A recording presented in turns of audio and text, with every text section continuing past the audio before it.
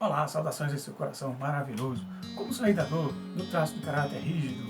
Ou seja, como sair da dor de ser traída, ou de trair, ou de viver com ciúmes, ou como sair daquela dor de ser aquela pessoa que vive de perfeição, que tem que ser perfeita, não admite a imperfeição e compete. Seria algo por aí, tá? Se porventura você caiu de paraquedas, inclusive eu me chamo Kleberzinho, eu estou fazendo uma série sobre traços de caráter, ou seja, estruturas de caráter, né, com base no pensamento do Reich. É, se porventura você não viu, né, os outros vídeos dessa série, eu sugiro que você veja que temos outros traços. Nós temos 5 traços de caráter, temos 5 características, né? Caráter, quando eu falo aqui, não é aquela coisa do moral, né, do caráter de ser bom ou de ser ruim, é no contexto de você repetir características traumáticas, situações traumáticas, como uma defesa para que você possa existir. Então eles têm características que são de dores e tem características também que te trazem talentos, que te trazem virtudes, que trazem coisas boas. E é isso que eu vou falar aqui nesse vídeo, né? Se porventura você não conhece nada sobre isso, né? Sugiro que você veja os vídeos, né? E eu também quero fazer um alerta. Esse trabalho aqui vai ser pautado sobretudo na medicina tradicional chinesa. Claro, eu não sou psicólogo, mas eu sou psicanalista. Então eu uso esse recurso, faço um cruzamento dessas disciplinas para que a gente possa ter uma ferramenta de autoconhecimento. Olha, existem várias tendências de trabalhos que o Reich, que foi o desenvolvedor, foi quem trouxe esse assunto à baila, foi o grande discípulo de Freud chamado Wilhelm Reich. O que eu falo com humildade, um método que eu desenvolvi chamado Umbi-Healing, que é um método o qual ajuda as pessoas a desenvolver a sua capacidade de acalmar a sua mente, de viver a sua realidade, né, de superar as situações traumáticas, de se amadurecerem e recuperar a sua capacidade de autocura, através do poder, inclusive do umbigo, da interface do umbigo. Então, esse método, inclusive, ele se vale do conhecimento, da compreensão, né, dos 5 elementos e da caracterologia reichiana. Isso aqui é só para situar e dizer para onde você vai caminhar, porque existe realmente, depois que o Reich ele partiu, né, inclusive tem a biografia dele, que é uma coisa incrível, depois fazer um vídeo sobre a biografia dele, surgiu várias tendências, dentre elas a bioenergética, que foi o primeiro contato que eu tive com o conhecimento dele, que é maravilhosa, a core energética, e aí a vegetoterapia e várias outras tendências, que terapia e arte ao mesmo tempo. Eu vejo que quem trabalha com a medicina chinesa, talvez alguns colegas até se ofendam, mas eu digo que é um artista. Nós fazemos a arte. A gente tem um viés científico, temos, inclusive tem experimentos científicos que justificam, né, corrobora muitas coisas que a medicina tradicional chinesa consegue fazer. Mas o nosso trabalho é pautado na arte. E a arte, ela opera, ela se compromete com a verdade, mas não dessa forma linear. Um método diferente, é um jeito diferente de chegar da ciência. É um jeito diferente também de operar também com outras disciplinas, com a filosofia, por exemplo, né? Então é bem nesse contexto, eu estou aqui só abrindo um espaço só para que você compreenda o que está por trás do que eu vou colocar aqui nesse vídeo. Então é o seguinte, o caráter rígido, esse nome rígido ou inflexível, também é considerado caráter histérico, é um tipo de defesa que se desenvolve sobretudo ali na primeira infância. O que é essa primeira infância? É aquilo que eu chamava das 3 primeiras fases que a gente passa na nossa vida, que é a fase oral, que é a fase que a gente está... Ou seja, é a fase que vai da barriga da mãe até ali quando a criança começa a descobrir a sua sexualidade, quando ela percebe que os seus genitais tem uma coisa diferente, tem um prazer diferente, acontece alguma coisa. Quando ela toca naquela região, existe algo a mais. E ela também começa a perceber que existem os pares, que as coisas no universo tendem a se formar em pares. E aí ela começa a desenvolver a sua identidade. E aí, nesse processo, ela vai construindo uma noção de si mesma, uma compreensão de si mesma. Então, se há um trauma nisso aí, inclusive eu quero fazer um parênteses aqui, quando a gente quando a gente passa por essas fases, essas 5 fases que formam os traços de caráter, e caráter aqui eu não falo naquele contexto moral, né? Ah, fulano é bom caráter, é mau caráter. Não, é no sentido de defesa. É uma defesa, é uma solução que o nosso corpo, que nosso inconsciente encontra para a gente sobreviver, porque sem essa defesa você não sobreviveria, ou você se desligaria total, que seria, por exemplo, a loucura, né? Podemos dizer assim. E essas defesas, essas fases, é como se fosse assim, aquela fase que você vai fazer ali um bolo, você vai fazer um bolo. Eu gosto de repetir esse exemplo. E ali o bolo, você sabe que fazer um bolo tem várias etapas que você passa ali. Você vai juntar os ingredientes, e aí você vai juntar, depois vai bater, e tem todo um processo. Dependendo do que foi feito nesse processo, vai ser determinante para o bolo, ou seja, a fase pré-forno e a fase forno, depois do forno. Então, digamos que essas fases, assim, que é a fase pré-genital, é a fase que você vai misturar isso. Então, se você bota um elemento a mais, um ingrediente a mais, um ingrediente a menos, isso vai ser decisivo no sabor, na textura, né, no formato, né, desse bolo. E depois que ele vai para o forno, você não tem mais muito o que fazer, ele vai ser decisivo. Então essa fase, ela é decisiva para definir que bolo que é. E aí sim é conosco. Os traços de caráter são decisivos para decidir quem sou eu e quem é você hoje. Como é que você defende? Você conhece as pessoas através da forma como elas se defendem. Então cada traço de caráter tem um tipo de defesa. Uma manifestação, ou seja, são características, daí vem o nome, caráter, características que se repetem. Repete o que? Situação traumática. E aí o que é que se dá nessa fase? Qual é o trauma que acontece? Porque a criança está descobrindo a sexualidade. A criança descobriu, a menina descobriu, né, que ela no inconsciente dela, ela acha que ela tem um caso com o pai dela. Ela desenvolve um amor muito grande. Na cabecinha dela é aquilo que está certo, que é um amor. E ela pode se achar que é do papai, no contexto clássico. E o menino pode se achar que é o menininho da mamãe. Ele se acha, né, que ele tem um caso com a mãe.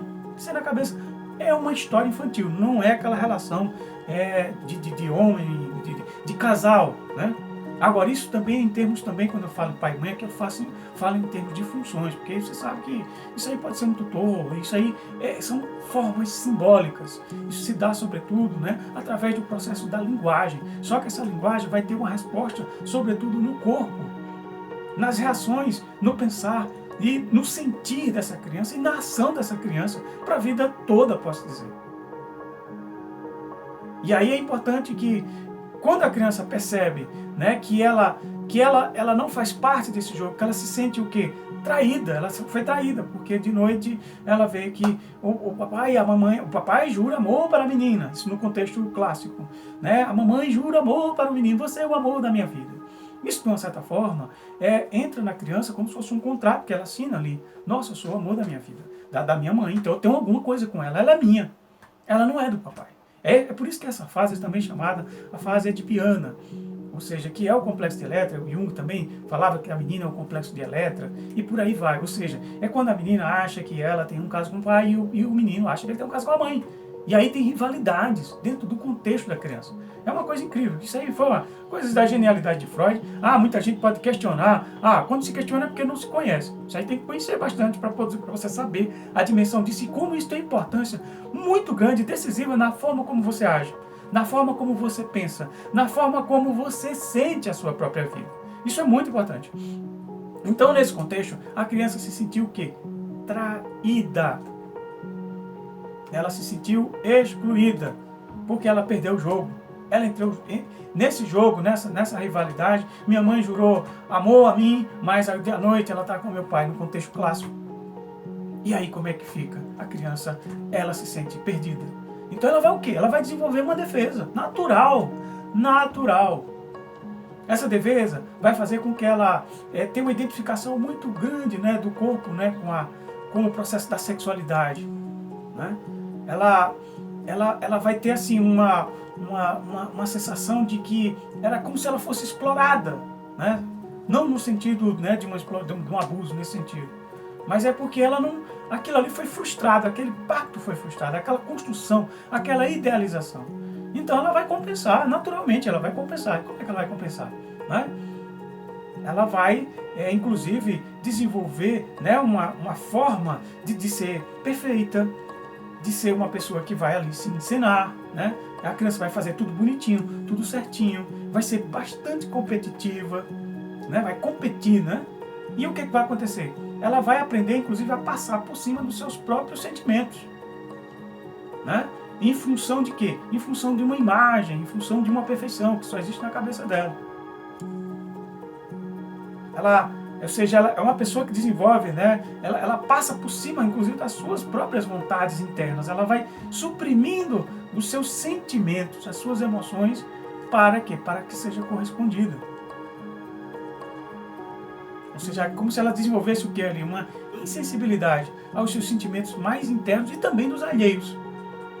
Por quê? Porque ela começa a interpretar o mundo também como um campo de competição, onde ela tem que ser melhor. Esse tipo de traço de caráter vai fazer com que a pessoa não entre em jogo perdido, ela só vai entrar em jogo ganho. Né? Ou seja, ela também vai desenvolver uma vontade e um intelecto muito ativo. Só que dissociado do quê? Da sexualidade. Ela vai sempre dissociar o sentimento da sexualidade. A sexualidade vai ser mais uma encenação. Essa pessoa tende a viver num palco. Ela tende a viver encenando. Então é aquela pessoa que finge. Ela finge que é feliz. Finge que é a mulher perfeita, que é o homem perfeito. Ela vai sempre fingir. Ela vai tender a ser a filhinha do papai ou o filhinho da mamãe. E nesse contexto são pessoas perfeitas. E elas tenderão a guardar o amor que ela tem. Né? E elas vão fingir que dá amor para alguém, mas não dá para ninguém. O amor dela é do pai, o amor dele é da mãe. Então, esse tipo de reação vai gerar, geralmente, é quase certeza, reações, matrimônios, né, relacionamentos triangulares, que será pautados em ciúmes, em traições, em competitividade. Isso aí quando combina com os outros traços de caráter, com moral, aí que o negócio... Aí sim, aí vai haver nesse jogo. Por isso que isso aqui é interessante a gente entender essa dinâmica, para que a gente possa entender as nossas infantilidades, para que a gente possa, ou a gente identificar isso em nós e a gente poder encontrar soluções maduras, inteligentes, né, sair desse processo infantil, ou também ajudar pessoas, se você é um terapeuta, ajudar as pessoas a se conhecerem. Né? Ou seja, porque lá no fundo, o rígido ele tem uma sensação de desvalorização, porque ele se sente traído, se sente desvalorizado. Né? Ele também, agora em contrapartida, ele camufla que lá no fundo ele tem a ilusão de que tudo é perfeito. E quando ele encontra a imperfeição, isso aí é um choque. É por isso que ele tem medo do sentimento. Ele tem medo de ir a fundo dentro de si. Porque se ele for, ele pode encontrar a perfeição. Ele pode se encontrar com essas dores.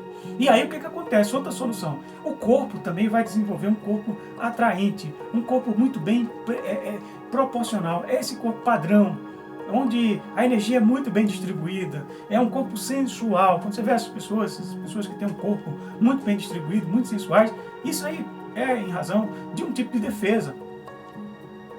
E essas pessoas podem ver... a tendência, é claro que isso são tendências, não vai taxar, porque isso também não é um estereótipo. A gente não pode estereotipar, traço-caráter não é um estereótipo. Traço-caráter são manifestações que têm tendências. Muitas vezes eles se escondem, muitas vezes está no corpo, você pode ver uma coisa que está no corpo, mas tem coisas que acontecem no sentir, no agir dessas pessoas. Então é muito importante que você consiga fazer essas distinções para ver qual é o tipo de dinâmica.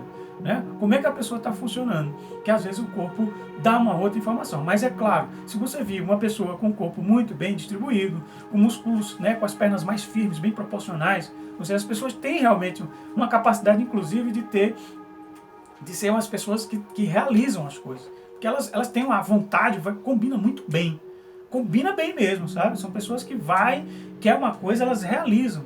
Agora, e sobretudo se tiver o ingrediente da competição, são pessoas extremamente competitivas e elas não entram em jogo perdido, só entra para ganhar.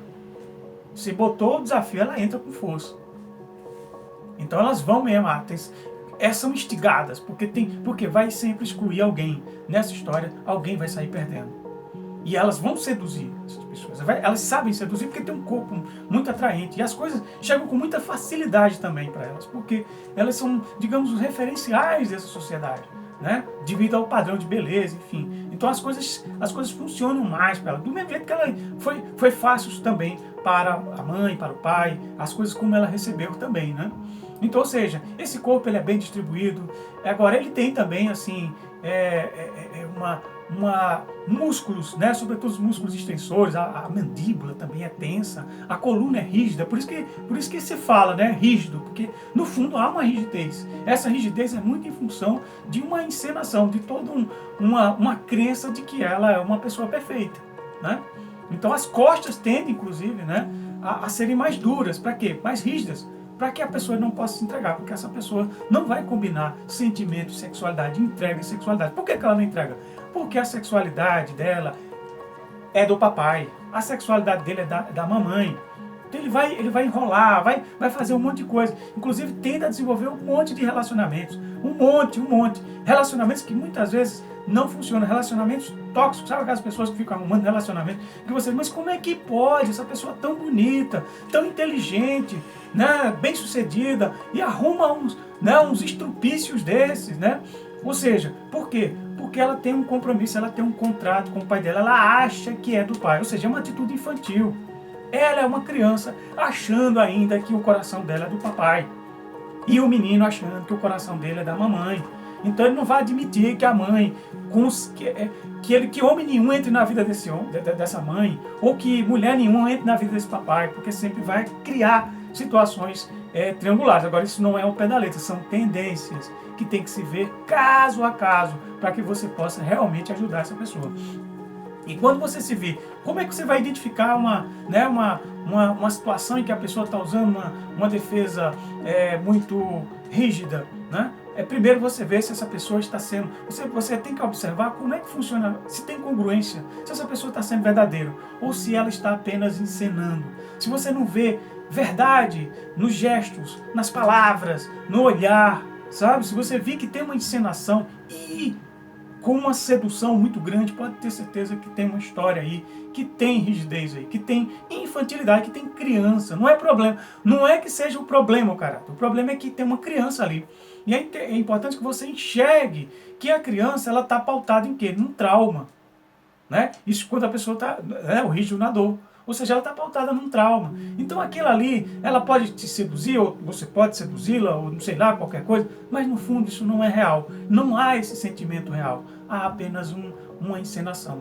Há um fingimento. Inclusive essas pessoas fingem que são realizadas, que são sexualmente extremamente realizadas, mas no fundo isso, lá no transfundo, são apenas uma cena. Ou seja, essas pessoas vivem no palco.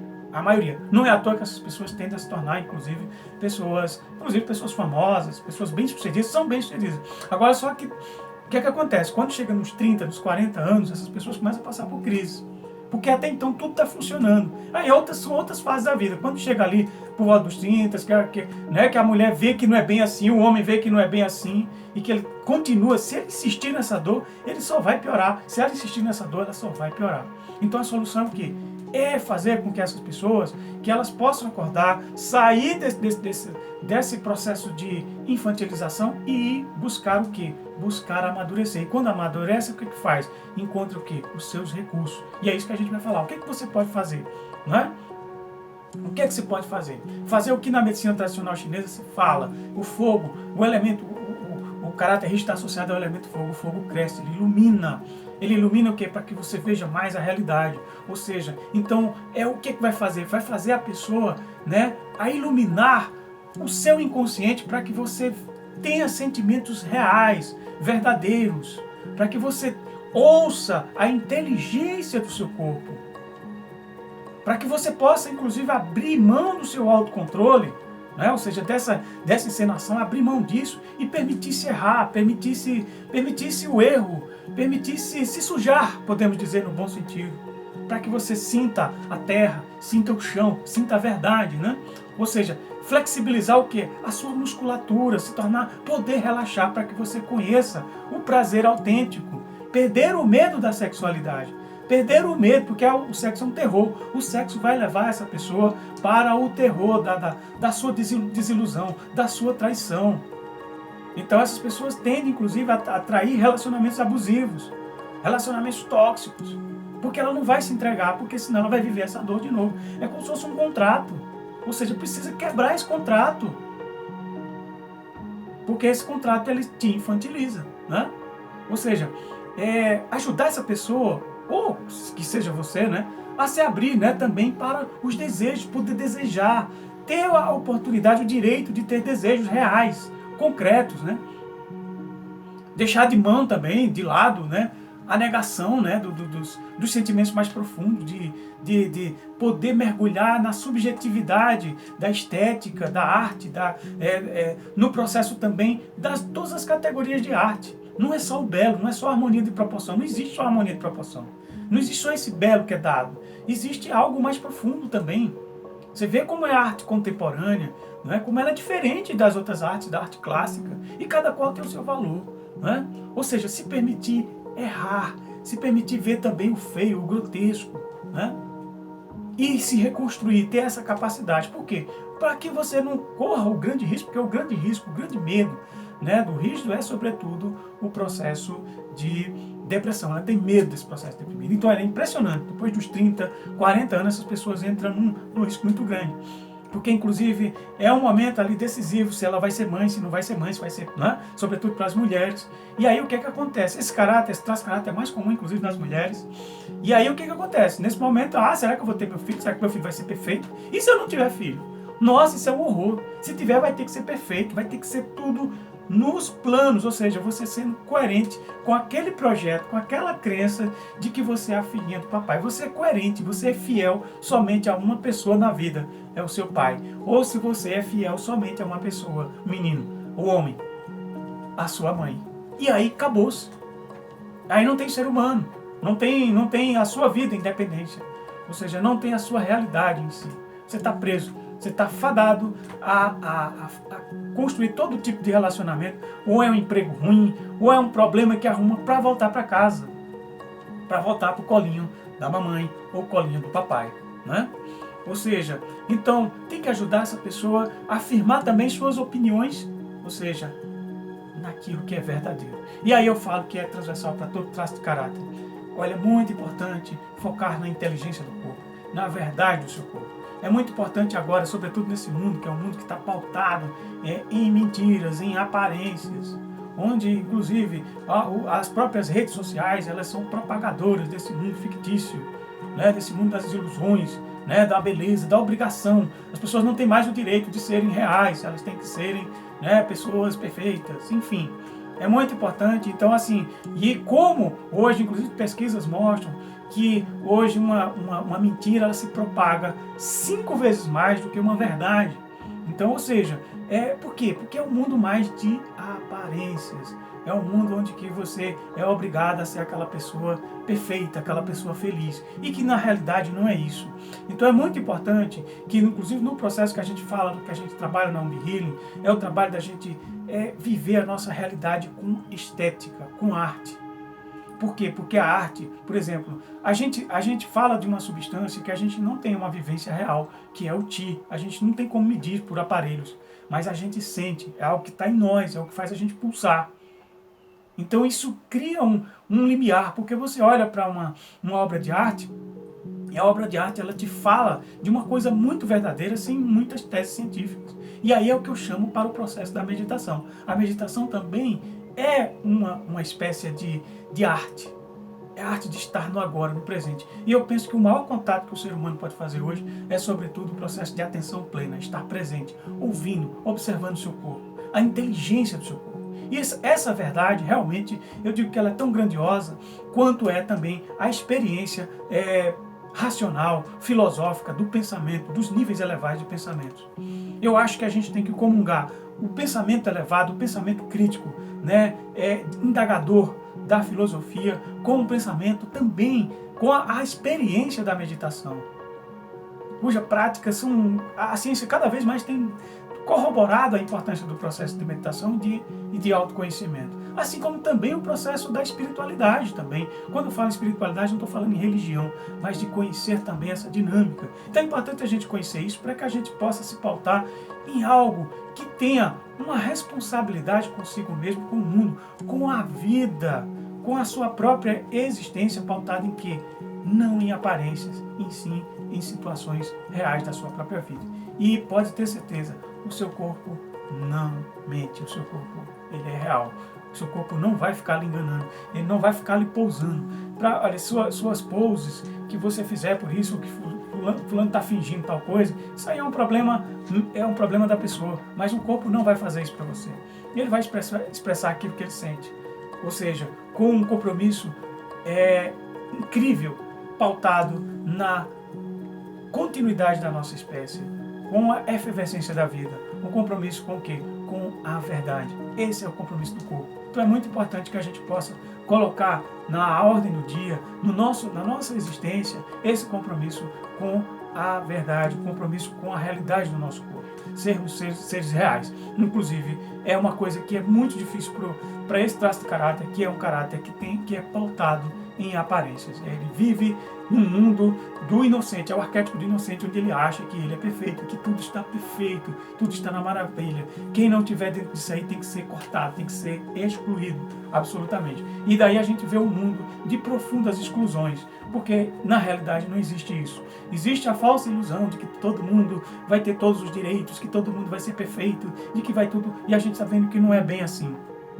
Pelo contrário, a nossa infantilidade tem feito com que a gente degenere e que a gente desperdice cada vez mais as coisas mais importantes da nossa vida, como o nosso próprio meio ambiente, como a nossa própria existência, como a nossa própria constituição, o prazer de viver em coletividade, o prazer de viver como seres, como irmãos, filhos da terra. Isso a gente não conhece ainda, mas a gente está num processo evolutivo. E com isso é construído com perfeições e imperfeições. Na medicina tradicional chinesa, a gente pauta o quê? Pautamos no Tao, que é o equilíbrio entre o bem e o mal, entre o feio e o bonito. É isso que a gente busca. A gente não só quer só o feio, a gente não quer só o bonito. A gente quer ser seres que estejamos alinhados com o propósito da própria verdade, com o sentimento do próprio corpo.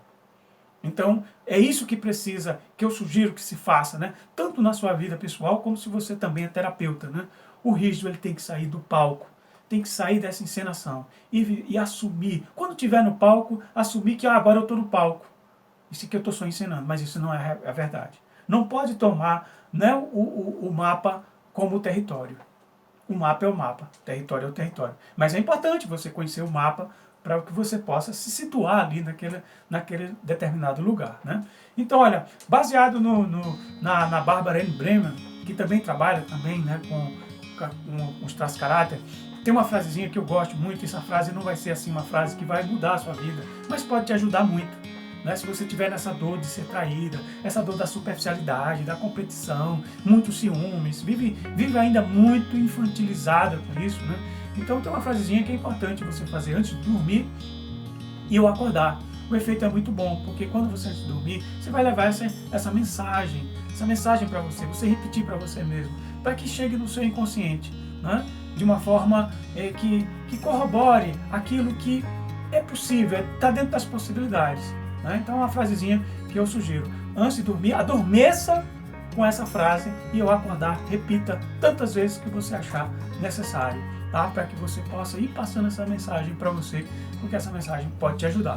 Qual é a frase? A frase é: eu sou real. Eu sou real.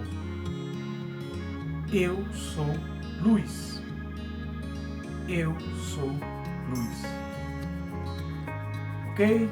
Então, saudações. Esse é o último vídeo dessa série. Foi um prazer, tá? Esse aqui foi atendendo o pedido da Geisa. Geisa, não sei se eu atendi, você estava querendo muito ver esse vídeo sobre o caráter rígido. Não sei se eu te atendi, não sei se eu respondi as questões, tá? Mas aí, qualquer coisa, me procure, deixa teu comentário. Se porventura você caiu aqui de paraquedas, não é inscrito no canal, se for do seu coração, se inscreva no canal para a gente divulgar esse assunto, para a gente divulgar esses conteúdos e a gente ter um domínio inteligente dessas redes sociais, fazer dessas redes sociais, né, algo humanizante e não sermos objetos de manipulação dessas redes sociais, né? A gente transformar isso aqui em um lugar que a gente possa realmente gerar, digamos, algoritmos humanizadores pautados na realidade, na verdade e não simplesmente no ganho, no lucro, nessas coisas como estão aí. Então, se você achar legal, se você se inscreve, se você comenta, se você se engaja nesse trabalho, esse trabalho só tende a se expandir e a gente passar esse conhecimento o máximo que a gente pode para as outras pessoas. Para mim isso é um prazer imenso, porque quanto mais eu passo, o pouco que eu sei, mais eu aprendo. Saudações, muita luz e uhul!